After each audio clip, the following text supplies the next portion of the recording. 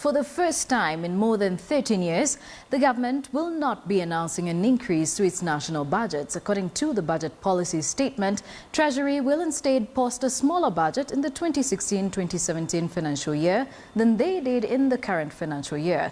Is the government finally starting to live within its means? Here's Adelaide Changole telling us more.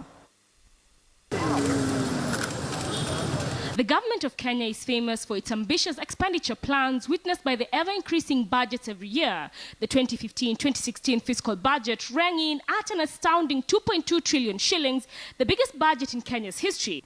But with tepid economic growth in the country, lower than expected tax revenues, and a tumultuous global financial scene, the government is bringing this gravy train to a halt. The proposal, as contained in the statement, is basically to freeze by having a much smaller budget in nominal terms than what we had last year. So obviously it's coming down to slightly more than 2 trillion when this year's budget estimate was 2.25 trillion.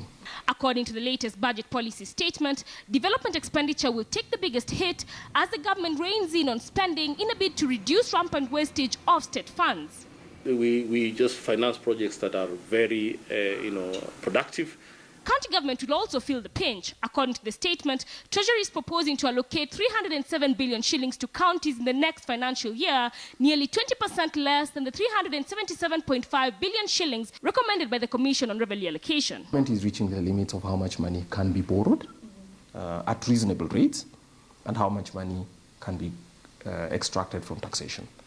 So when those limits meet, then obviously you require some cutback, and that cutback has to be both at the national government, state agencies, and also at the county government's level.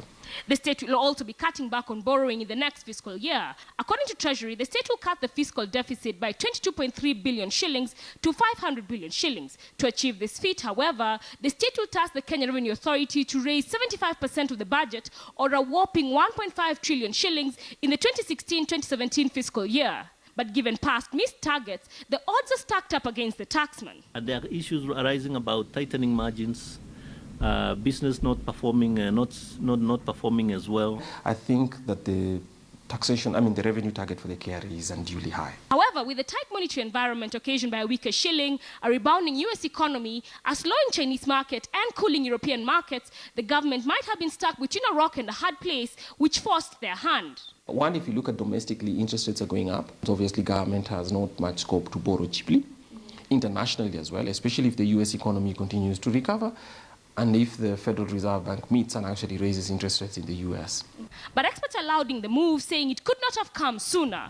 In our view at the IE, maybe they should have started this much earlier.